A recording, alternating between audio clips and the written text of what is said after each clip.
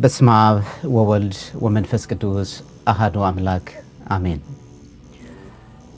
ይህ ድምፅ የሚሰማችሁ ይህ ምስል የሚታያችሁ በመላው ዓለም የምትገኙ ኦርቶዶክሳውያን አማኞች ክርስቲያኖች በያላችሁበት የእግዚአብሔር ሰላም የእናታችን የቅድስት ድንግል ማርያም ምልጃ የቅዱሳን በረከት አይለያችሁ። ይህ የእኛ ቤተሰብ የተሰኘው የዩቲዩብ ቻናላችን በተለያዩ ርዕሰ ጉዳዮች መንፈሳዊና ማህበራዊ በሆኑ ጉዳዮች ላይ መጽሐፍ ቅዱሳዊን አስተምህሮንና የቤተ ክርስቲያናችን አስተምህሮ ምን ይመስላል የሚለውን የሚይዙ በተለያዩ ጥያቄዎች ላይ በተለይ በመንፈሳዊ ሕይወታችን የሚገጥሙንን ተግዳሮቶች የምንማማርበት የምንነጋገርበት አውድ ነው። ይህንን መልእክት ለሌሎች እንዲደርስ ሼርና ላይክ በማድረግ ለሌሎች ታደርሱ ዘንድ በድጋሚ ጥሪ ለማስተላለፍ እወዳለሁ።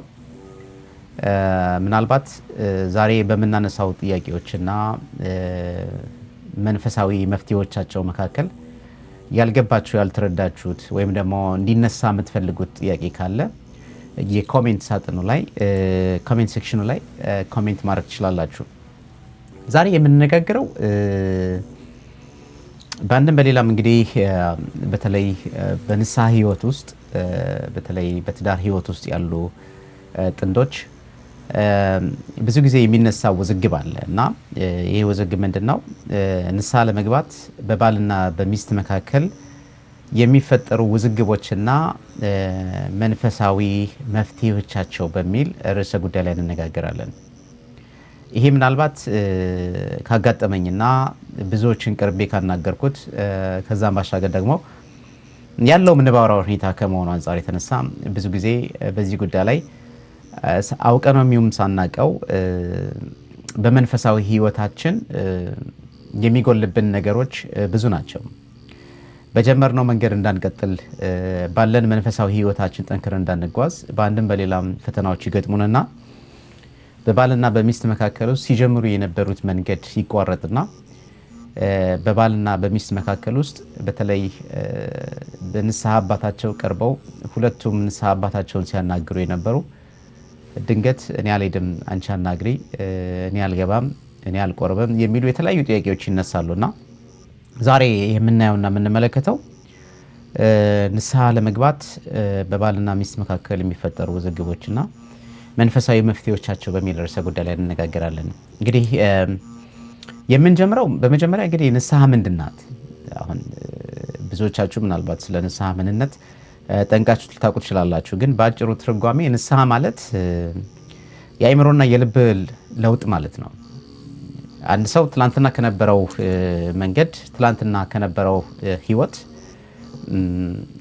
ተለውጦና ተቀይሮ ወደ እግዚአብሔር መንገድ የሚጓዝባት መንገድ ናት። ከኃጢአት መመለስ ወደ እግዚአብሔር መቅረብ ማለት ነው ንስሐ ማለት በአጭሩ ቋንቋ ማለት ነው። ንስሐ የእግዚአብሔርን መንገድ የምታመላክተን ደገኛ መንገድ ናት። ከዚህ አንጻር እንግዲህ በመጽሐፍ ቅዱስ ላይ የማቴዎስ ወንጌል ምዕራፍ 3 ቁጥር 2 ላይ በግልጽ ተጽፎ እናገኛለን። ምን ይላል? ንስሐ ግቡ መንግስተ ሰማያት ቀርባለችና ይላል። ብዙ ጊዜ ስለ ንስሐ ይሰበካል። የብዙ ስብከቶች ውጤት የብዙ ስብከቶች መቋጫ ንስሐ መግባት ነው። ንስሐ እንድንገባ ደግሞ በአንድም በሌላም ቤተክርስቲያናችን በተለያየ አጋጣሚ ታስተምረናለች፣ ትመክረናለች፣ ትገስጸናለች። ከዚህ አንጻር አንዳንድ ጊዜ ያልጠበቅናቸው ያላሰብናቸው ነገሮች ይከሰታሉ። በዚህ አንጻር እንግዲህ የአባቶቻችንን ትምህርት ስንሰማ የአባቶቻችንን ትምህርት ስናዳምጥ ንስሐ የነፍስ መድኃኒት ናት ይላል፣ የልብ መታደስም ጭምር ናት ይላሉ አባቶቻችን ሲናገሩ። ስጋ ለመኖር መብላት መጠጣት እንደሚያስፈልገው ሁሉ ነፍስ ከእግዚአብሔር ጋር ለመኖር በመውደቅ ውስጥ መነሳት በቁስለት ውስጥ ደግሞ የቁስልን መድረቅና መዳንን የምታመላክት ንስሐ ናት። ስለዚህ ንስሐ የነፍስ መድኃኒት ነው እና የልብ መታደስም ናት። ለዚህ ነው በልባችሁ መታደስ ተለውጡ እንጂ ይህን ዓለም አትምሰሉ ብሎ ብርሃነ ዓለም ቅዱስ ጳውሎስ የሚነግረን። የንስሐ ምንነትን በዚህ ደረጃ ከተረዳን በዚህ ደረጃ ከተገነዘብን ባጭሩ ማለት ነው በአንድ ቤተሰብ ውስጥ ወይም ንስሐ በገቡ ቤተሰቦች ውስጥ በተለይ በባልና በሚስት ህይወት ውስጥ የንስሐ ጥቅሙ ምንድን ነው? መቼስ አንዳንድ ጊዜ ጥቅም ለሌለው ነገር መድከሙ ወይም ደግሞ የሆነ ነገር እናገኛለን ብለን አስበን የምናደርጋቸው ነገሮች ዋጋ አላቸው። አንድ ሰው ከቤቱ ተነስቶ ወደሚሰራበት መስሪያ ቤት ላይ ተነስቶ ቢሄድ ቢደክመው የፈለገ ነገር ቢገጥመው ለመድረስ የሚከፍለውን ዋጋ የሚያውቀው እሱ ነው። ምክንያቱም ዓላማው መድረስ ያለበት ቦታ ላይ መድረስ ስለሆነ ማለት ነው። እዛ ቦታ ላይ ደርሶ ደግሞ የሚያገኛቸው ጥቅሞች ምንድናቸው ነው። ስለዚህ በንስሐ ህይወት ውስጥ በባልና በሚስት ወይም በትዳር ህይወት ውስጥ ጥቅሙ ምንድን ነው? ባልና ሚስት በአንድነት ንስሐ ቢገቡ ወይም ደግሞ በንስሐ ህይወት ውስጥ ቢኖሩ የሚያገኙት ጥቅም ምንድን ነው የሚለውን ነገር በቀጥታ ማየት ይቻላል። እንግዲህ ንስሐ በቤተሰብ ውስጥ ቁጣን ታጠፋለች። ብዙ ጊዜ ማለት ትዳር የሚፈታው አንዱ ቁጠኛ ነው፣ አንደኛው ደግሞ ታጋሽ ይሆናል። ያ የሚሆነው ደግሞ የንስሐ ህይወት ሲኖረ ብቻ ነው። ቁጣ በሰው ባህሪ ውስጥ የሚኖር መቼም የማይጠፋ ሊሆን ይችላል። ነገር ግን ቁጣን ታጠፋለች። በንስሐ ህይወት ውስጥ የሚኖሩ ሰዎች ቁጣ የለም። ትዕቢትን ታዋርዳለች። ብዙ ጊዜ እንደምታውቁት ትዕቢት ከእግዚአብሔር መንገድ የሚያወጣን፣ በትዕቢት ብዙዎች ጎዳናቸውን የሳቱበትን መንገድ እናያለን እና ትዕቢትን ታዋርዳለች። ይቅርታን ታበዛለች። ከምንም በላይ ሰው በህይወት ውስጥ ይበድላል። እግር ለእግር ይጋጫል። እግሬ የተጋጨ ብሎ አንደኛውን እግሩን ቀኙ ግራውን ቀኙን መከራ ያደርስበትም ወይም ደግሞ አይቀጣውም። ችሎት ነው የሚኖረው፣ አባብሎት ነው የሚኖረው። ስለዚህ በትዳር ህይወት ውስጥ ትዳር ተጉዘን የማናልቀው ማያልቅ ትልቅ ውቅያኖስ ነው። በዚህ ትዳር ህይወት ውስጥ ማለት ቢግ ኢንስቲትዩሽን ነው። ይሄን ቢግ ኢንስቲትዩሽን የሆነበት ሁኔታ ውስጥ በአንድም በሌላም በብዙ ነገር ችግሮች ሊፈጠሩ ይችላሉ። ለነዚህ ችግሮች በይቅርታ መታለፍን ህይወት ገንዘብ ያደርጋሉ ማለት ነው። በንስሐ ህይወት ውስጥ የሚኖሩ ቤተሰቦች ይቅርታ ገንዘባቸው ነው ማለት ነው። ስለዚህ ይቅርታን የምታበዛ ህይወት በህይወታችን ውስጥ ይነግሳል፣ በቤታችን ውስጥ ይነግሳል ማለት ነው። ሌላው ፍቅርን ታድሳለች። ፍቅር አንዳንድ ጊዜ በወጣትነት ከመውለድ በፊት ብቻ አድርገው የሚያዩ ሰዎች ሊኖሩ ይችላሉ። ከእግዚአብሔር ጋር የምትኖር ነፍስ፣ ከእግዚአብሔር ጋር የሚኖር ቤተሰብ በአንድም በሌላም ፍቅሩ የታደሰለት ነው። ሁል ጊዜ በቃ በፍቅር የሚኖሩ ናቸው። አርጅተውም ወልደውም ከብደውም ፍቅራቸው ለዘላለም ጸንተው የሚኖሩ። አንዳንድ ትዳሮች በህይወት ውስጥ የሚያስቀኑ ነገሮች አሉ። በጣም የሚያስቀኑ ምን አለ የዚህን ህይወት ትዳር የሚሰጠኝ። በተለይ አይታችሁ ከሆነ በዚህ በውጭው ዓለም ላይ በጣም ትልልቅ ሆነ ወቅት ሲያደርጉ ሲሄዱ በር ሲከፍትላት በቃ እንደዚህ አይነት እሱ ከመቀመጡ በፊት እሷን ወንበር ስቦ ሲያስቀምጥ የምናይበት ነገር አለ። በንስሐ ህይወት ውስጥ ልክ እንዲህ አይነት ያለበት ቤተሰብ ውስጥ ፍቅርን ታድሳለች። ከዛ ባሻገር እንግዲህ ቤታችን ቤተክርስቲያንን ትመስላለች። ቤተክርስቲያን ሰላምን፣ ጸጥታ የሚሰፍንባት ጥያቄ ሳይሆን መልስ የሚገኝባት ስፍራና ቦታ ናት። እናንተ ልባችሁ የእግዚአብሔር ቤተ መቅደስ ነው ይላል አይደል? ሁል ጊዜ በቤታችን ውስጥ የሚወራው፣ በቤታችን ውስጥ የሚነገረው፣ በቤታችን ውስጥ የሚነግሰው ሰላም ነው ማለት ነው። ስለዚህ በዚህ ደረጃ ቤታችን ቤተክርስቲያንን ትመስላለች ማለት ነው። ለዚህም ነው ምን ይላል ብርሃነ ዓለም ቅዱስ ጳውሎስ ለቆላስይስ ምዕመናን ምዕራፍ 3 ቁጥር 13 ላይ እርስ በርሳችሁ ትዕግስትን አድርጉ ይላል፣ እርስ በርሳችሁም ይቅር ተባባሉ ይላል። እንግዲህ በንስሐ ህይወት ውስጥ ያሉ ቤተሰቦች ከሚያገኙት ዋነኛው ጥቅሙ ጥፋት ቢመጣ በጥፋት ውስጥ ይቅርታ እንዳለ ገንዘብን ያደርጋሉ። ከዛም ባሻገር ደግሞ በማንኛውም ነገር ላይ ቸኩሎ ከማድረግ ይልቅ ትዕግስትን ገንዘብ ያደርጋሉ ማለት ነው። እንግዲህ በንስሐ ህይወት ውስጥ የሚኖሩ ቤተሰቦች ይሄንን ጥቅም ያገኛሉ ማለት ነው። ይሄንን ካልን ዘንዳ ታዲያ በባልና በሚስት መካከል የሚፈጠሩ ውዝግቦች መነሻቸው ምንድን ነው? የመጀመሪያውን የምናየውና የምንመለከተው እስኪ በመንፈሳዊ ህይወት ውስጥ እንየው፣ በመንፈሳዊ እይታ እንመልከተው። የመጀመሪያው ውዝግቡ መነሻው ጸሎት መቀነስ ነው። አንዳንድ ጊዜ አይታችሁ ከሆነ በጋራ የሚጸልይ ባልና ሚስት ጸሎትን ያቆማሉ በጋራ ማለት ነው፣ የውዝግቡ መጨረሻ። ምክንያቱም ባል በውስጡ ያደረገውን ነገር የሚያውቅ እርሱ ነው፣ ሚስትም በውስጧ ያደረገችውን ነገር የምታውቅ እሷ ናት። ከዛ በኋላ ከነበረው ፍቅር ከነበረው ህብረትና አንድነት የመለየት ህይወት ውስጥ ይመጣና ለጸሎት ስንቆም የምንለምነው እግዚአብሔርን ነው። ትላንትና እግዚአብሔርን በአንድ ልብ በአንድ መንፈስ የምንለምን የሆኑ ሰዎች ጸሎት እናቆማለን ማለት ነው። ጸልይ አንቺ፣ ጸልይ አንተ እንባባላለን ማለት ጸሎትን መቀነስ። ከዛ ባሻገር ደግሞ የንስሐ አባትን በጋራ ሄደን እናናግር ነበር። እኔ አላናግርም፣ አንቺ ሂጂ፣ እኔ አላናግርም፣ አንተ አናግር።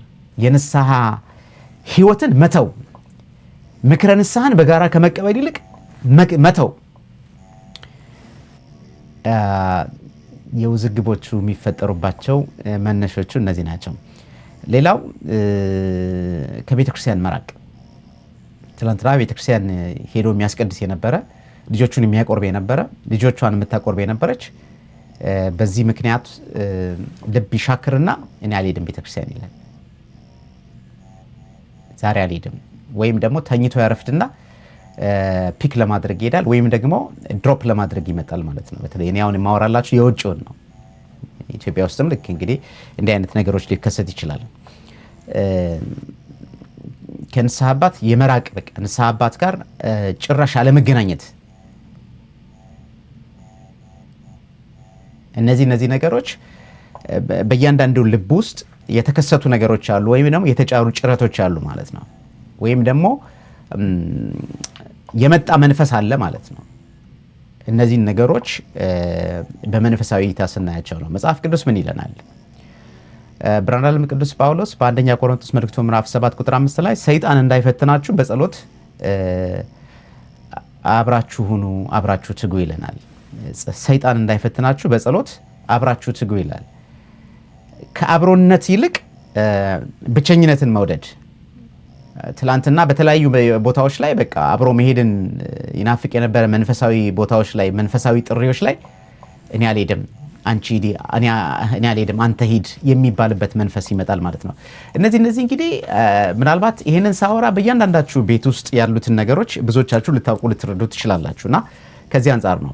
ሌላው እንግዲህ በስጋዊ ደግሞ እንመልከተው፣ የስጋዊ መነሻውን ደግሞ እንመልከተው። አንደኛ ትዕቢት፣ በቃ ያለመታዘዝ፣ ያለመስማት፣ ያለመከባበር አይነት መንፈስ በውስጡ ይነግሳል ማለት ነው። አልሰማሽም፣ አልሰማህም፣ በቃ ቃላት የመለዋወጥ ሁኔታዎች ላይ ይመጣሉ ማለት ነው። እኔ ነኝ ትክክል የሚል መንፈስ በውስጡ ይነግሳል ማለት ነው። እሷም ልክ እንደዚሁ እኔ ነኝ በቃ ትክክል፣ እኔ ያልኩት ብቻ ነው መፈጸም ያለበት፣ የኔ ቃል የበላይነትን ነግሶ መኖር አለበት የሚሉ አይነት መንፈሶች ይከሰታሉ ማለት ነው። ቀደም እንደነገርኳችሁ በንስሐ ህይወት ውስጥ ያሉ ቤተሰቦች ትዕግስት የሰፈነበት ነው። በትዕግስት ማለፍን ገንዘብ ያደረጉ ናቸው።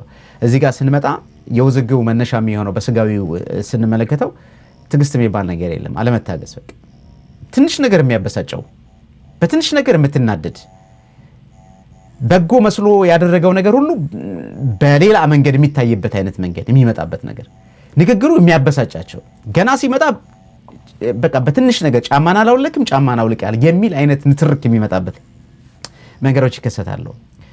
ይቅርታን አለመፍቀድ፣ ይቅርታን ገንዘብ አለማድረግ፣ በቃ እየተናገሩ እየበደሉ እያስከፉ በዝምታ ውስጥ በቃ እኔ ነኝ ትክክል ብሎ ማለፍ የሚቻልበትን መንገድ፣ ፍቅርን አለማሳየት፣ በፍቅር ህይወት ውስጥ አለመኖር። ይህንን አባቶቻችን ሲናገሩ እንዲህ ይላሉ። ትዕቢት ይላሉ ቤትን የሚያፈርስ መንሳት ነው ይላሉ። ስለዚህ የውዝግቦቹ መነሻዎች በትዕቢት ይመጡና ሰላማዊ ቤታችን ላይ ቤንዚል እንደተርከፈከፈ እንደ እሳት ይንቦገቦጋል ማለት ነው። ሰላም የለም።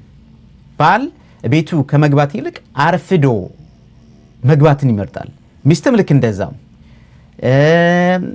እርስ በርስ ከመገናኘት በስልክም ሆነ እንደዚህ በአካል ከመገናኘት ይልቅ በራስ ነገር መጠመድ፣ ቤት ውስጥ ተቀምጠን ሁላችንም የራሳችን የሆነ ነገር ያለን፣ ከዛ ሲባል ታች ሲወርድ አልጋ መለየት ይመጣል፣ ታች መውረድ ይመጣል፣ ጀርባና ፊት መሆን ይመጣል፣ እያለ እንግዲህ ወደ ሌላ አቅጣጫ የሚሄድበት አይነት አጋጣሚ ይፈጠራል ማለት ነው። ታዲያ ስምምነቱ በቤተሰብ ውስጥ ምንን ያመጣል ነው? ባልና ሚስት ቢስማሙ፣ አንድ ቢሆኑ፣ አንድ ልብ አንድ መንፈስ ቢሆኑ ምን ይመጣል የሚለውን ነገር እኔ የውዝግቦቹ እንደዚህ ከሆኑ አሁንም ስናይና ስንመለከት እንግዲህ የመንፈሳዊውን ስምምነት እንመልከት። አንደኛ ሰላም በቤታቸው ውስጥ ይነግሳል። ሁለተኛ በረከት በቤታቸው ውስጥ ይመጣል። በትንሽ ነገር ይባረካሉ፣ በትንሽ ነገር ደስተኞች ይሆናሉ፣ በትንሽ ነገር እግዚአብሔር አምላክ በበረከት አብዝቶ ይባርካቸዋል። ልጆቻቸውን ትክክለኛ የእድገት ሂደት ውስጥ ይከታሉ ማለት ነው። ልጆች በተለይ በውጭው ዓለም ላይ መንገድ ከሚስቱበት ዋነኛው መሰረታዊ ዓላማ ክፉውን ነገር የሚማሩበት ከውጭ ይልቅ የመጀመሪያው በባልና በሚስት መካከል ውስጥ ያለው ግብግብና አለመግባባት ነው። ለምሳሌ ባል ለሚስቱ፣ ሚስት ለባሉ የምታሳየው ነገር በእያንዳንዱ ጾታ ላይ ያሉት ወንድም ይሁን ሴት የሚማሩት ነገር ትዳርን የመጸየፍ ትዳርን ያለማግባት ይልቁንም ደግሞ አበሻ የተባለውን ነገር ያለማየት፣ በቃ አባቱን አያከብርም፣ ሚስቱን አያከብርም፣ ባሏን አታከብር የሚል መንፈስ በውስጣቸው እንዲነግስ የሚመጣበትን መንገድ እናያለን፣ እንመለከታለን። ስለዚህ ልጆቻችን ትክክለኛ እድገት እንዲኖራቸው ያደርገናል ማለት ነው። የባልና የሚስት ስምምነት በቤተሰብ ውስጥ ምን ሊያመጣ ይችላል የሚለው መንፈሳዊ ፍሬውን የምናየው የምንመለከተው ማለት ነው። እንደገና በዚህ ቤት ውስጥ የእግዚአብሔር መኖርን በግልጽ እናያለን ማለት ነው። አማኑኤል ማለት እግዚአብሔር ከኛ ጋር ነው የሚለውን መጽሐፍ ቅዱሳዊ ጥቅስ የዚህ ቤተሰብ አባት አማኑኤል ነው የሚለው ነገር ጸንቶ ይኖራል ማለት ነው። በትንሽም በትልቅም በመውደቅም በማነስም በመጉደልም በመጨመርም ሂደት ውስጥ የዚህ ቤት ባለቤት የዚህ ቤት ራስ እውነተኛው መርከብ የቤቱ ሁሉ ኃላፊ ዳኛ እግዚአብሔር ይሆናል ማለት ነው። በስምምነቱ ስናይ ማለት ነው። ለዚህ ነው መጽሐፍ ቅዱስ እንዲህ ይላል፣ ሁለቱ አንድ ስጋ ይሆናሉ ይላል ዘፍጥረት 2 ቁጥር 24 ላይ ማለት ነው። ሁለቱ አንድ ስጋ ይሆናሉ። አባቶቻችንም ሲያስተምሩንና ሲነግሩን ይላሉ በፍቅር የተያያዘ ጋብቻ እግዚአብሔርን ይገልጣል ይላል። በፍቅር ውስጥ ያለ ጋብቻ እግዚአብሔርን ይገልጣል። ምክንያቱም ለሌሎች ማርያና ተምሳሌት እንደሚሆን ስለምናይ፣ ከሌሎቹም ባሻገር ደግሞ ልጆቻችን ትልቁን ትምህርት ቤት የሚወስዱት መንፈሳዊ ህይወታቸው እድገታቸው የሚያካብቱት ከእናትና ከአባታቸው። እኔ በህይወቴ በቤት ውስጥ እንዲህ አይነት ጠብና እናትና አባቴ ሲጣሉ፣ እናትና አባቴ ሲጨቃጨቁ፣ እናትና አባቴ ሲሰዳደቡ አይቼ አላቅም የሚሉ አንዳንድ ሰዎች ይገጥመኛል በህይወቴ ውስጥ ማለት ነው። እና በገጠምኳቸው በማናገራቸው ሁኔታ ውስጥ መከባበሩ ምኑ ለልጆቻችን ትልቅ ስንቅ እንዳለው ማየት ያስፈልጋል ማለት ነው። ታዲያ ይህንን ካልን ዘንድ አለመግባባት በመንፈሳዊነት እንዴት ማሸነፍ እንችላለን? ይህንን አለመግባባት እንዴት ነው ማሸነፍ የምንችለው? የመጀመሪያው ንስሐ ነው። ንስሐ ለመግባት የተነሳውን ውዝግብ ማሸነፍ የምንችለው በንስሐ ነው። ወደ ራስ ወደ ልቦና በመመለስ ከእግዚአብሔር ጋር መታረቅ የሚቻልበትን መንገድ ማመቻቸት ነው። እድሜው ሩቅ ያደለ አጭር የሆነ ሰው በአንድ ቤት ውስጥ ሲኖር ትላንትና የነበረውን ማንነቱን ሲያጣ ከነበረበት ሰፊ መንገድ ወደ ጠባቡ መንገድ መጥቶ ራሱን ማየት መቻል አለበት። ስለዚህ በንስሐ ስንል ደግሞ እኔ በድያለሁ፣ በቃ እኔ በድያለሁ፣ እኔ ባለቤቴን በድያታለሁ፣ እኔ ባለቤቴን በድየዋለሁ በማለት በመጀመሪያ ራስን በመውቀስ ወደ እግዚአብሔር ፊት መቅረብ ማለት ነው። ይሄንን መጽሐፍ ቅዱስ ሲነግረን እንዲህ ይላል። የማቴዎስ ወንጌል ምዕራፍ 7 ቁጥር 5 ላይ አንተ ያለህን ጉድፍ ከዓይንህ አውጣ ይላል። መጀመሪያ በሰው ዓይን ውስጥ ያለውን ጉድፍ ከማውጣት በፊት በራስህ ውስጥ ያለውን ምሰሶ ማስወገድ ያስፈልጋል። እኔ ማን ነኝ ማለትን ያስፈልጋል። በተለይ በትዳር ህይወት ውስጥ አንዳንድ ጊዜ ኃጢአትና በደልን ሰርተን ሰው ላያውቅ ይችላል፣ ሰው ላይረዳ ይችላል፣ ባል ሚስት ላይረዱ ይችላሉ። የተዘጋ በር የማይወስነው ጨለማ የማይገታው ተራራ የማይገድበው በጨለማ የተሰራውን በብርሃን መግለጥ የሚቻለው አባት እግዚአብሔር ብዙ ነገሮችን ያውቃል። እያወቀ እንዳላወቀ እያላየ እንዳላየ የሚያልፍበት መንገድ ለንስሐ እድሜ እየሰጠን እንደሆነ ማወቅ ያስፈልጋል። ከተባረከ ቤተሰብ እግዚአብሔርን መፍራትን የምናይበት የምንመለከትበት እግዚአብሔር የሚፈራ እንዲህ ይባረካል እንደሚለው መጽሐፍ ቅዱስ የመባረካችን ውጤት የኛ እግዚአብሔርን የመፍራታችን ሂደት ነው። ስለዚህ ከዚህ አንጻር በንስሐ መለወጥ መቻል አለብን። በንስሐ መቅረብ መቻል አለብን። ይህንን አለመግባባት በመንፈሳዊ እንዴት ማሸነፍ እንችላለን የምንለው የመጀመሪያው ይሄ ነው። ሌላው በጸሎት ነው። ጸሎት የተቋጠረውን የሚፈታ፣ የተዘጋውን የሚከፍት፣ የራቀውን የሚያቀርብ ትልቅ መስተዋት ነው። ሰው ከቤቱ ሲወጣ መስተዋት አይቶ ይወጣል። በፊት ለፊቱ ላይ በአይኑ ላይ ያለውን ነገር አስተካክሎ መሄድ እንደሚችልበት ማለት ነው። በዚህ አንጻር ስንመለከትና ስንሄድ ደግሞ ጠዋት ከቤታችን ስንወጣ በመንገዳችን ሁሉ አምላካችን ፈጣሪያችን እግዚአብሔር ከፊት ቀድሞ መንገዳችን እንዲጠርግልን፣ በውሏችን በጉዟችን ሁሉ እግዚአብሔር አምላክ በጎውን ነገር እንዲያመላክተን እንዲያሳየን፣ ደርሰንም ከተመለስን በኋላ ቀኑ ሙሉ በሰላም በጤና ጠብቆ በሰላም ወተን በሰላም እንድንገባ የረዳን አባት እግዚአብሔር ብርሃኑን ገፎ ጨለማውን ሲወርስ በጨለማ ውስጥ ደግሞ ጠባቂ የሆነው አባት እግዚአብሔር እሱ እንዲጠብቀን ተኝቶ ማሸለብም ስላለ ማለት ነው። ስለዚህ በጸሎት በአንድነት መጸለይ፣ አንቺ ጸልይ እናንተ ጸልዩ የሚለው መንፈስ ልብን የመራቅ አይነት ነገር ይሆናል። ልጆቻችንም ከዛ ምን ይማራሉ የሚሉትን ነገር መስማት ያስፈልጋል። በጋራ ስብከቶችን፣ መዝሙሮችን፣ መንፈሳዊ ነገሮችን መስማት መቻል በጣም ትልቁ ችግር እንደምታውቁት ዛሬ ባለንበት ወቅትና ሰዓት ላይ ልጆቻችን ጭምር ኮፒ የሚሆነው እንግዲህ ዘመኑ እንደምታዩት የዲጂታል ዘመን ነው። ብዙዎች የራሳቸው ስልክ አላቸው። ሁላችንም ስልካችን ይዘን ነው የምንጎረጎረው። የምናየው የምንመለከተው ደስ የሚለንን ነገር ነው። የጋራ ግን የምንለው ነገር አለ። የጋራ የቤተሰባዊ የምንመለከተው የምናየው ነገር አለ ወይ? የቤተ ክርስቲያን ድምፅ ሊሆን ይችላል፣ መዝሙር ሊሆን ይችላል፣ ስብከት ሊሆን ይችላል፣ መንፈሳዊ ፊልም ሊሆን ይችላል፣ ሌሎችም አስተማሪ ፊልሞች ሊሆኑ ይችላሉ። በአንድም በሌላም አስተማሪ ነገሮች ሊሆኑ ይችላል። የጋራ ጊዜ ያለን ወይ?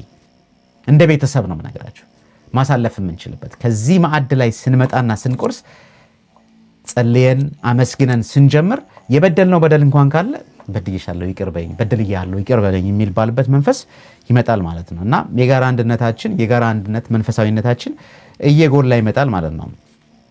ሌላው በመንፈሳዊ አገልግሎታችን ወይም በመንፈሳዊነታችን ወይም ደግሞ እግዚአብሔር ይህን ነገር ያደርግልኛል ብሎ መመኪያ ማድረግ አለብን። ለምሳሌ አሁን ለእያንዳንዳችን በውጭ የምንኖር ሰዎች መንፈሳዊ በስጋዊ ህይወታችን ዶክተር አለን የምናማክረው። አንድ ችግር ሲመጥብን ያለ ችግራችን ደውለን የምናማክረው ሰው አለን።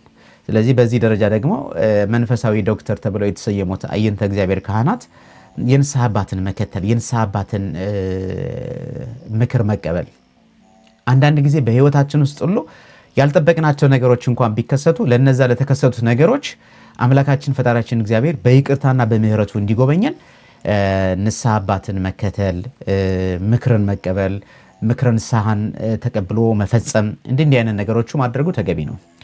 ወደ እግዚአብሔር መመለስ ሲጀመር ለምን ልዩነት ይፈጠራል የሚለው ነገር ግን ማየት ያስፈልጋል። በጣም ብዙዎቻችሁ ልታዩት ልትመለከቱት የሚገባ ሀቅና እውነት ስለሆነ ማለት ነው። ከዚህ አንጻር ወደ እግዚአብሔር መመለስ ስንጀምር ለምን ልዩነት ይፈጠራል? ምክንያቱም አንዱ ይመለሳል፣ ሌላው ይዘገያል።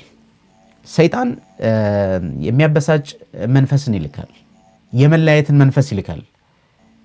ሰይጣን በአንድም በሌላም አንድ ሆነን ከእግዚአብሔር ጋር እግዚአብሔርን በማምለክ ህይወት ውስጥ እንድንኖር አይፈልግም።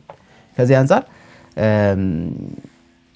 መለያየትን ይፈጥራል። ለዚህ ነው መጽሐፍ ቅዱስ ላይ ገላትያ 5 ምዕራፍ 17 ላይ ምዕራፍ 5 ቁጥር 17 ላይ የስጋ ፍላጎት ከመንፈስ ጋር ይቃረናል ይላል። የሚቃረኑ ነገሮች በህይወታችን ውስጥ ይመጣሉ ማለት ነው። ያንን ነገር ሰይጣንን መቃወም መቻል አለብን ማለት ነው። ለዚህ ነው ሰይጣን ባለትዳሮችን እንዴት ነው ማሸነፍ የሚችሉት የሚሉትን ነገሮች ግን በግልጽ ማጤን ያስፈልጋል። እኛ እንደ ባለትዳር ባልና ሚስት ለሚገጥማቸው ተግዳሮትና ፈተና ሰይጣንን እንዴት ማሸነፍ ይችላሉ? አንደኛው በአንድነት ነው። በአንድነት ከቆመን የማይሸነፍ ምንም ነገር የለም። አንድነት ኃይል ነው። አንድነት ደግሞ በአንዱ ብርታት አለ፣ በአንዱ ጥንካሬ አለ። አንደኛው ሲደክም አንደኛው ያበረታዋል። ከዚህ አንጻር በአንድነት ሁለቱ ከአንዱ ይበልጣሉ ይላል መጽሐፍ ቅዱስ መጽሐፈ መክብብ ምዕራፍ 4 ቁጥር 9 ላይ ማለት ነው። ሌላው በእምነት ነው። በእምነት የማናሸንፈው ነገር ምንም ነገር የለም። ሰይጣንን ተቃውሞ ከእናንተ ይሸሻል ይላል። በምን? በእምነት ያዕቆብ ምዕራፍ 4 ቁጥር 7 ላይ ማለት ነው። ሌላው መስቀል ነው።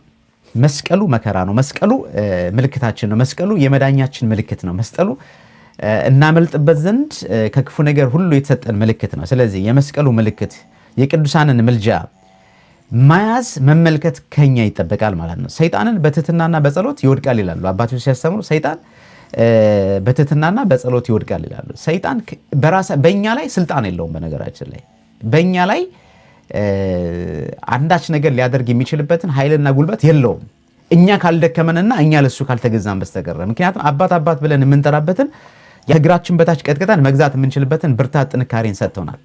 ከዚህ አንጻር ልንጠበቅ ያስፈልጋል ማለት ነው። ከዚህ አንጻር እንግዲህ ዋናው መደምደሚያውና መዝጊያው ንስሐ የባልና የሚስት መድኃኒት ናት። ጋብቻ መስቀል ነው፣ ግን መስቀሉ ወደ ትንሣኤ ይወስደናል ማለት ነው። ይህን አውቀን እግዚአብሔር ያጣመረውን ሰው አይለየውም እና በባልና በሚስት መካከል የሚፈጠሩ ውዝግቦችን በእንደዚህ መልክ መፍታት ይቻላል። ስላዳመጣችሁኝ አመሰግናለሁ። በኮሜንት ሳጥን ላይ መልእክታችሁን አስቀምጡ። የእግዚአብሔር ሰላም የእናታችን የቅድስት ድንግል ማርያም ምልጃ የቅዱሳኑ በረከት አይለያችሁ። ሁላችሁም መልእክቱ ለሌሎች ሼር አድርጉት።